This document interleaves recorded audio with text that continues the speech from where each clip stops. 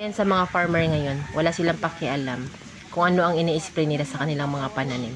Dahil ang pakialam nila kung paano sila magkaroon ng magandang harvest upang sa ganun makabenta.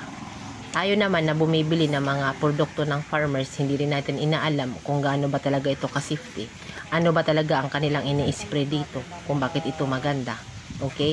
So tayo naman po ay sa akala na maganda at nakakaganda ng kalusugan ang gulay, tayo po ay bili ng bili. Atin po nakakain ang mga lason na ini-spray ng mga farmer.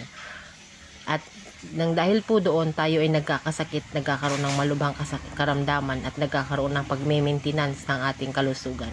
So, ayan guys, sa ating mga kapwa magsasaka, mag-change brand na kayo. 100% garantisado. No insecticide, no pesticide, no fungicide, less synthetic.